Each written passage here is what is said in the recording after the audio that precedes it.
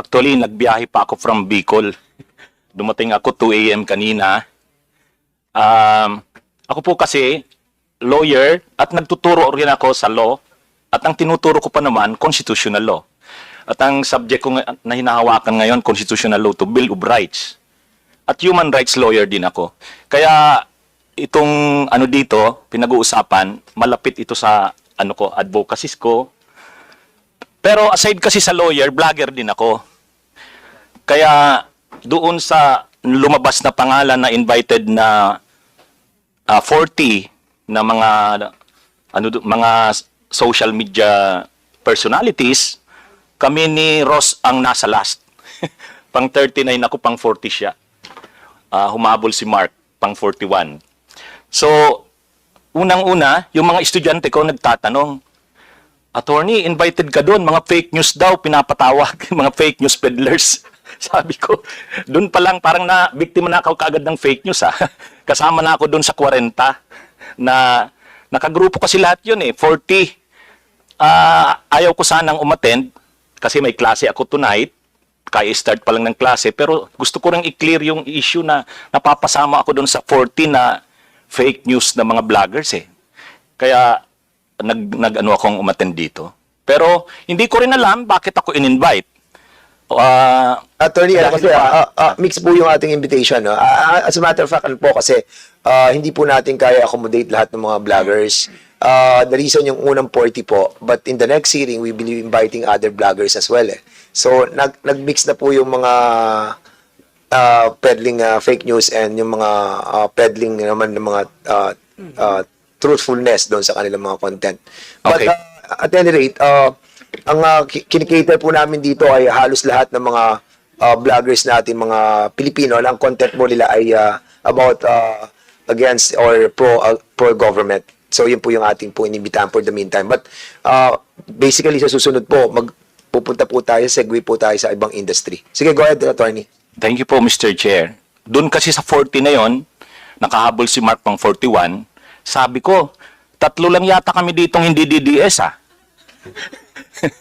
Kaya, sabi ko, hindi attend yung mga yan. Actually, nag-vlog ako kagabi sa kaninang umaga. Sabi ko, akala ko maisog yung mga DDS vloggers. Tawag nila sa kanila maisog Pero bakit hindi a-attend sa TRICOM hearing? So sabi ko, pero ako a-attend ako. Hindi ko alam bakit ako pinatawag. Dahil ba attorney ako na nagbablog? Or baka may natamaan ako dyan sa pagbablog ko? Kaya ni-review ko yung mga vlog ko. Sino kayo yung mga member ng Quadcom at ngayon ng TRICOM na naging topic ko? Sabi ko, wala naman Wala naman akong masyadong Kaya confident ako na sabi ko, kaya ko tong harapin. Pero so tinitingnan ko ang may contribute ko dito as resource person. Una yung experience ko as political blogger. Ang gamit ko sa social media, Enzo Recto. Mayroon din kaming page, yung Bunyog, kasi ako rin yung first nominee ng Bunyog Party List. Active ang aming party list sa social media. In fact, yun yung namin, main platform para at least baka manalo kami. Kasi ako 2 years pa lang akong nagbablog. Sa ngayon, mayroon akong 265,000 subscribers sa YouTube. So, na-appreciate ko na yung mga tao, maraming nag-a-appreciate ng aking vlogs. Pag hindi nga ako nag-vlog, hinahanap ako So, dito ko nakikita na ang vlogging, usually kasi pag sinabi yung vlogger, para talagang tagakalat ka ng fake news Pero ako, hindi ako nahihiya na sabihin na vlogger ako. Pag nagpapakilala ako, pinapakilala ko talaga ang sarili ko na vlogger. Kasi hindi ko nakikita na ang vlogging ay masama. Siguro kung may gumagawa man yan, sila lang yon. Pero ang internet kasi, ang social media, ang cyberspace, magagamit natin sa kabutihan ng bayan. Pero magagamit mo rin siya sa kasamaan. Ako, nakakahiya naman, nagtuturo ako sa Ateneo, College of Law, Constitutional Law po noon, tapos magiging tagakalat ako ng fake news. So, hindi. Ako natutuwa ako, alam nyo sa isang araw, 9 ang videos kong kinikreate. In just 2 years, 9,500 videos ang create namin. Kasi may channel ako, maraming channels na yan. Nag-hire na ako ng mga staff ko sa channels ko. Kasi gusto ko talagang ma-educate ang tao sa mga current issues and events. And maraming nag-appreciate. Pag hindi ako nag-live sa araw, hahanapin ako, marami ng messages akong natatanggap. Attorney, hindi ka pa nagla-live. Mayroon kasi akong magandang araw Pilipinas at mundo. Sa start ka agad yan. Tapos kape at kwentuhan din before sa gabi, gabi-gabing talakayan. Ang dinidiscuss ko, current events talaga. Paborito kong itong Quadcom, yung investigation kay Sara Duterte. In fact, nag-create ako ng grupo ng mga vloggers. Nandito yung mga kasamahan namin. 78 vloggers kami. Yun yung nag-initiate ng rally noong January 18 sa EDSA People Power Monument. Nandun yung pangalan ng 80 vloggers. At proud kami na sabihin na kami ang mga vloggers na hindi kami nagpi-fake news. Pero may stand kami on. Mr. Chair, Yes, what's the interjection? point of order. What's the point of order? He was telling us that he would like to give recommendations to us. But he is now telling himself. He is now giving a story about himself. Na sana, attorney, hindi mo ginagamit itong aming TRICOM para mag-campaign ng iyong party list, no? Thank O kaya you. naman si Mark, Thank para you. i-campaign na kanyang sarili. Okay. Sorry. Kailangan namin yung recommendation mo. Okay. Hindi namin kailangan yung sinasabi mo na ginagawa mo sa pagbablog mo. Alright? Okay. Thank you and sorry, Mr. Just a point of Congressman. Benny clarification. Abate. Sige, go ahead, Attorney Ricky. O so dito na proceed Ricky na ba? ako. Tama. Gusto kong i-share na ang problema talaga ng kasi itong fake news, disinformation, itong nagpo-proliferate na mga fake news nga sa social media. Pag-balance kasi ito ng freedom of expression, freedom of speech, at saka yung pag-protect naman ng reputation ng mga nagiging subject ng mga sa social media. Ganun din yung interest ng bansa. So paano siya ibabalance? Actually, mayroon ng landmark case diyan. Yung case ng Dicini versus Secretary of Justice. Sa landmark case na ito, GR number 20335, February 11, 2014, ito yung unang pag-challenge sa constitutionality ng Republic Act 10175, yung Cybercrime Prevention Act of 2012. Challenge dito. Ang contention dito ng mga dalawa, hindi ko na itatouch yung ibang aspect ng cybercrime. Yung mga scamming, hacking, data privacy violations, dito na tayo sa aspect ng freedom of expression. Kasi mayroong specific na provision dito sa Cybercrime Prevention Act of 2012, yung section 4, paragraph C, number 4. Tungkol yan sa cyber libel. Pero actually, wala namang bago. Wala namang bago dito sa cyber libel kasi kahit naman doon sa revised penal code, pinipenalize yung libel kung wala man doon sa written, oral na libel, mayroong other similar means. So yung cyber libel, pasok doon sa other similar means. Yung paggamit ng cyberspace or internet sa libel. So ngayon, nung challenge ng petitioners yan, na unconstitutional yung provision na yan, yung cyber libel provision, nitong Cybercrime Prevention Act, ang contention nila, yung mga recent daw na jurisprudence, sabi ng petitioners, hindi na kontra sa libel, hindi na inaano ang libel kasi dinidecriminalize na nga, yun yung trend. So sabi ng mga petitioners, alisin na yung provision sa Cybercrime Prevention Act or RA 10175 tungkol dyan sa cyber libel. Ang contention naman ng Solicitor General, hindi pwede. Kasi ano pa rin yan, kailangan protektahan pa rin ang mga private individuals na nagiging biktima ng cyber libel at ganun din ang public or ang state. So, ang ruling ng Supreme Court dyan, ganito. Binalance ng Supreme Court. Ang pagbalance ng Supreme Court, nandyan pa rin ang cyber libel. Constitutional yan. Pero, pagdating sa malicious imputation, yung mga defamatory yung mga defamatory imputation, iba ang treatment sa private at sa public. Yung mga public officials, yung private na mga subject ng malicious imputation, presumed na malicious. Presumed na malicious. Kapag defamatory ang imputation mo, na libelous kumbaga yung sinabi mo, kapag ang subject ng ano mo ay private, presumed malicious. Pero kapag public, hindi. Kailangan i-prove na may actual malice. Yun yung ruling ng Supreme Court diyan sa landmark case na yan. So kumbaga binabalance. Kailangan pa rin protektahan ang publiko, hindi pwedeng sabihin na unconstitutional ang cyber libel. So ano yan, dineclare pa rin ng Supreme Court diyan sa landmark case na constitutional, invalid. Pero sinabi rin, kailangan protektahan din ang freedom of expression. Lalo na rin kapag ang subject ay public officials.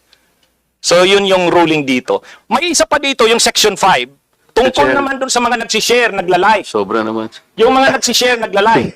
Wait. Sandali lang. Can you wrap up, attorney, because Okay, we're let's about to go with the members of the House because there's a lot we've been waiting for so long, no? Inalok Can lang you po wrap yung up? doctrine sa case. Ang last na lang yung Section 5. Sa Section 5, yung bang pagsishare, pagla-like, pagko-comment, can that be considered also as crime? Sabi diyan, hindi. Yung ruling sa Dicini case, hindi. Yun lang original author. Kaya, so makikita natin dito yung pagbabalance talaga ng Supreme Court dun sa freedom of expression at dun din sa mga nagiging biktima ng malicious na mga defamatory imputation. Yun na lang siguro muna. Thank you po, Mr. Chair. Thank you so much, Attorney Ricky Tumotorgo. So we'll now proceed to the interpellation of the members of this Congress. But before I recognize Congressman...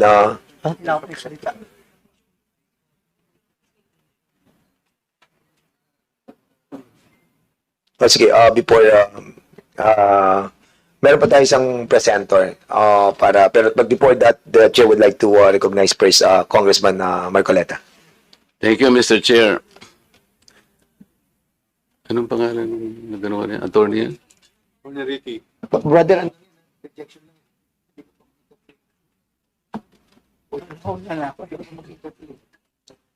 Hindi, tungkol lang sa sinasabi yung doktrina kanina. Attorney, abogado ka pala na nagtuturo sa Ateneo.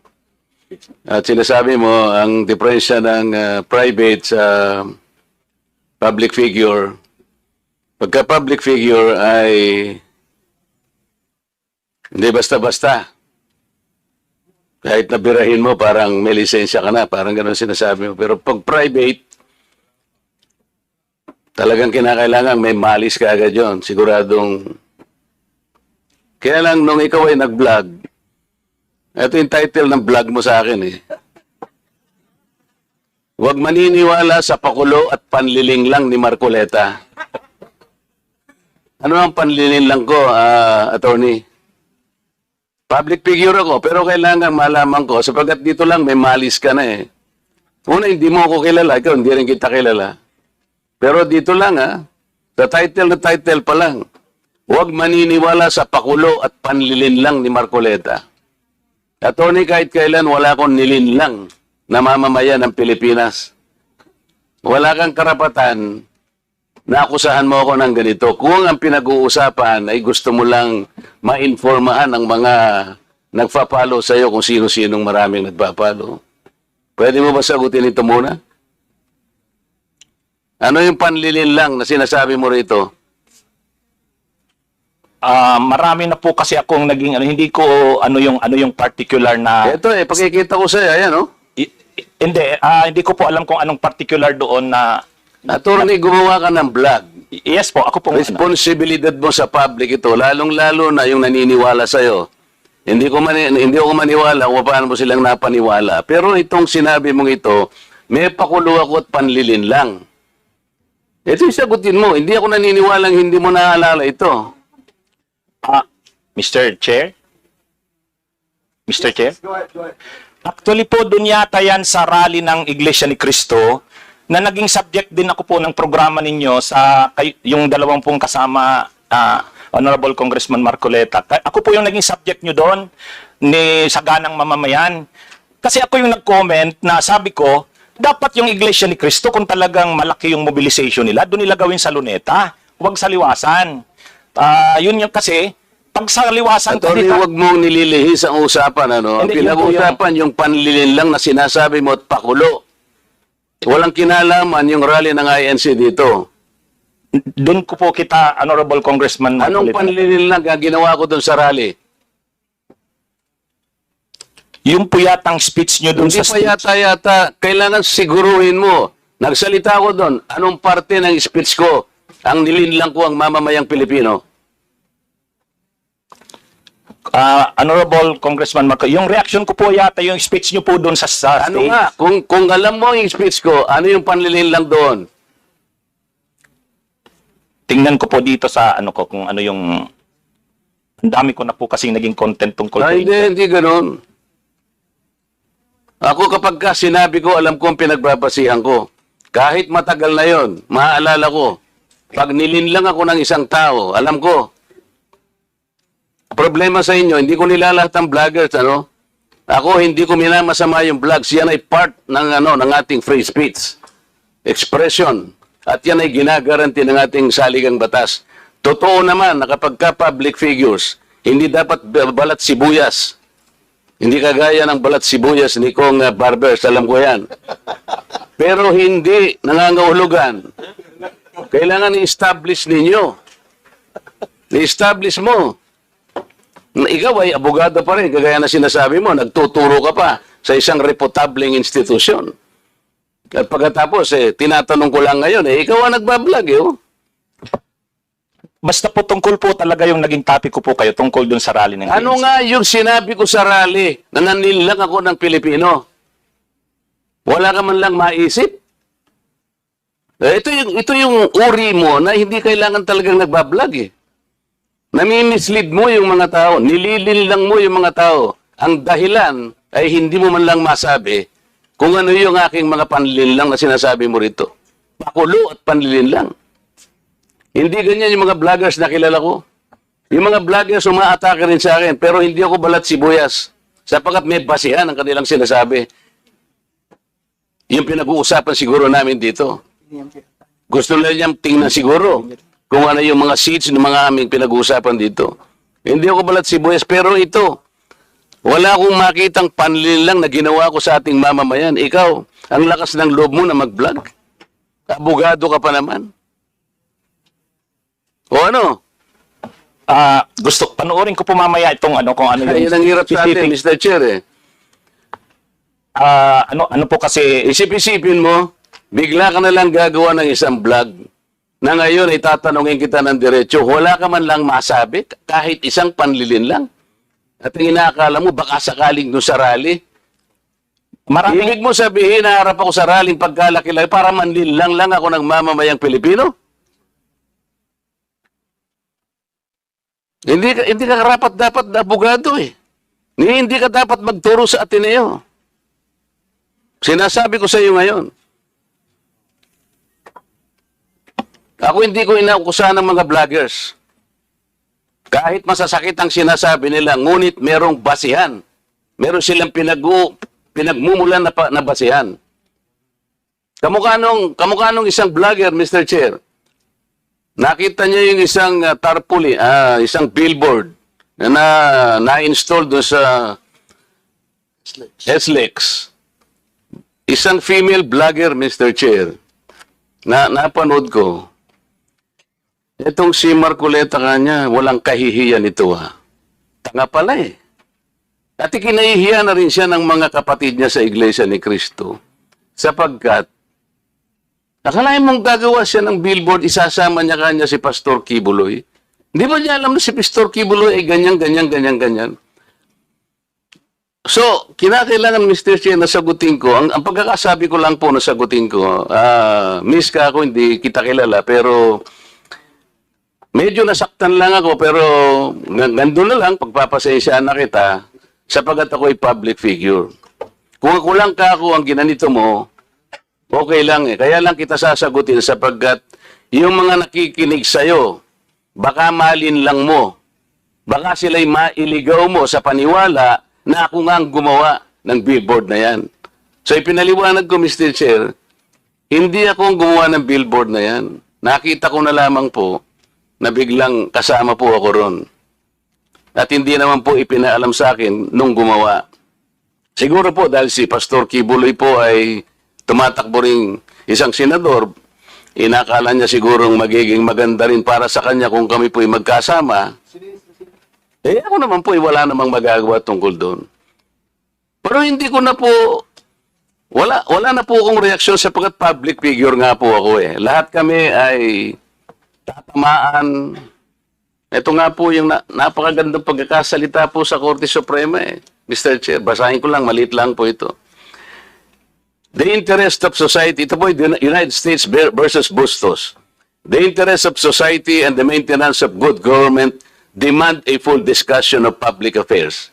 Complete liberty to comment on the conduct of public men is a scalpel in the case of free speech. The sharp incision of its probe relieves the abscesses of officialdom. Men in public life may suffer under a hostile and an unjust accusation. The wound can be assuaged with the balm of a clear conscience.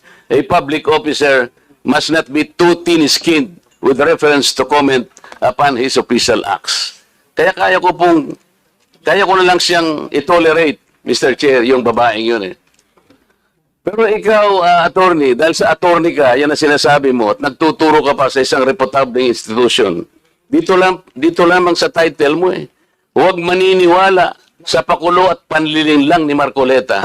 Pagkatapos tatanungin kita ngayon, kung anong panlilin lang ang ginawa ko, wala ka man lang masabi. Kaya naman kitang idemanda pero hindi na kita pagtityagaan eh, kung ikaw lang. Gusto ko lang malaman ng mga tao na walang basihan tong ginagawa mo. Para sa akin, sapat na nakabayaran sa'yo. O total, hindi na siya makakibo, Mr. Chair. Tatigilan ko na siya. And with that, Congressman Marcoleta, that will serve as your time as interpellator. Ang haba ng interpellation mo. But I will not deduct that sa sa time mo, Congressman Marcoleta. Okay. Attorney Ricky, you still want to pursue your or that will be it? So yun lang po.